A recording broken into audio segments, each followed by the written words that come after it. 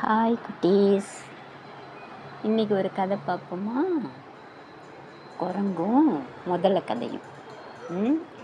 ஒரு குரங்கும் முதலையும் ஃப்ரெண்டாக இருந்துச்சான்.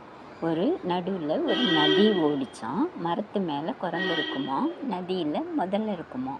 ரெண்டும் டெய்லி பேசிட்டு சிரிச்சிட்டு ஆட்டம் ஆடிட்டு ஃப்ரெண்ட்லியாக இருந்துச்சான். ஒரு நாள் என்ன செஞ்சுதான் போய் ஒய்ஃப்கிட்ட சொல்லிச்சான். முதல்ல இது மாதிரி எனக்கு ஃப்ரெண்டு குரங்கு ஒன்று இருக்குது. அது ரொம்ப நல்ல குரங்கு, என் கூட ஃப்ரெண்டாக இருக்குது.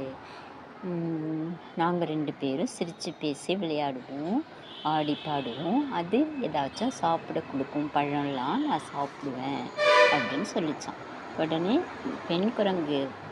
பெண் முதலை என்ன செஞ்சிச்சான், அந்த ஹஸ்பண்ட்கிட்ட ஆண் முதலைக்கிட்ட சொல்லிச்சான். சரி, நான் ஒன்று கேட்குறேன், எனக்கு கொடுக்குறீங்களா அப்படின்னு சொல்லிச்சான். என்ன வேணும் உனக்கு அப்படின்னு கேட்டுதான் ஆண் முதலை. அதுக்கு சொல்லிச்சான், உன்னுடைய ஃப்ரெண்டு குரங்கு இருக்குல்ல, அதை நைஸாக இங்கே கூப்பிட்டு வந்துடுங்க. எனக்கு ரொம்ப நாளாக ஆசை, குரங்கோட இதயத்தை சாப்பிடணும் அப்படின்னு சொல்லிட்டு ரொம்ப நாளாக ஆசை. நீங்கள் கூப்பிட்டு வந்தீங்கன்னா நம்ம 2 பேரும் அதை கொன்று சாப்பிட்டுக்கலாம் அப்படின்னு சொல்லிச்சோம். உடனே இதுக்கு கொஞ்சம் கூட யோசிக்கலையாம். ஐயோ, நம்ம ஃப்ரெண்டாச்சே அப்படின்னு யோசிக்கவே இல்லையாம். யோசிக்காமல் என்ன செஞ்சிச்சான், சரி நாளைக்கு நான் கூப்பிட்டு வரேன் அப்படின்னு சொல்லிட்டு மறுநாள் போய் குரங்குகிட்ட சொல்லிச்சான். என்னோடய ஒய்ஃப் உன்னை பார்க்கணுன்னு சொல்கிறா, உனக்கு விருந்து தரேன்னு சொல்கிறா, நீ வரியா எங்கள் வீட்டுக்கு அப்படின்னு சொல்லி கேட்டுச்சான்.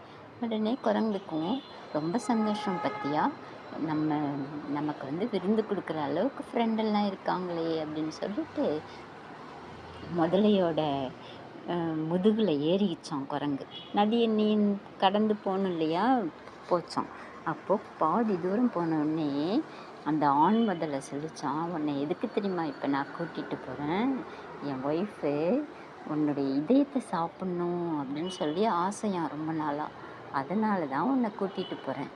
நீ விருந்து சாப்பிட்டோடனே உன்னுடைய இதயத்தை நாங்கள் சாப்பிட்ருவோம் அப்படின்னு சொன்ன உடனே இதுக்கு தூக்கி வாரி போட்டுச்சோம். அச்சோ, நம்ம நம்பி வந்தது தப்பாக போச்சே, இப்போ என்ன செய்யறதுன்னு சொல்லிட்டு பயத்தை வெளியில் காட்டிக்கலையாம். ரொம்ப தைரியமாக இருக்கிற மாதிரி இருந்துட்டு, ஏன்பா இதை முன்னாடியே நீ என்கிட்ட சொல்லக்கூடாதா, நீ முன்னாடியே சொல்லியிருந்தீங்கன்னா நான் எடுத்துகிட்டு வந்திருப்பேன். நீ என்னுடைய இதயத்தை மரத்துலலாம் கட்டி தொங்க விட்டுருக்கேன், இப்போ போய் சொல்கிறியே நீ அப்படின்னு சொல்லிச்சான். அப்படியா அப்படின்னு அது யோசிக்கவே இல்லையா. சரி, நான் திருப்பியும் கொண்டு போய் விடுறேன், நீ அந்த மரத்தில் கட்டி தொங்க விட்டுருக்கிறத எடுத்துகிட்டு வந்துடு அப்படின்னு. சரிப்பா, நீ கொண்டு போய் அந்த அக்கறையில் விட்டுடு, நான் உனக்கு அந்த இதயத்தை எடுத்துகிட்டு வந்துடுறேன், நம்ம வீட்டுக்கு போகலாம், நீங்கள் 2 பேரும் சாப்பிட்லாம் அப்படின்னு சொல்லிச்சு. சரின்னு சொல்லிட்டு கொண்டு போய் விட்டுடுச்சான். விட்ட உடனே குரங்கு தலை தெறிக்க ஓடிட்டு மரத்து மேலே ஏறி போச்சான். ஏறிட்டு இனிமே உன்னுடைய ஃப்ரெண்ட்ஷிப் எனக்கு வேண்டாம் அப்படின்னு மனசுக்குள்ளே நினச்சிட்டு அந்த காட்டை விட்டு வேறு காட்டுக்கு ஓடி போச்சான். எப்படி இருக்குது, நம்பி வந்தவங்களுக்கு எப்படி செய்துப்பார்.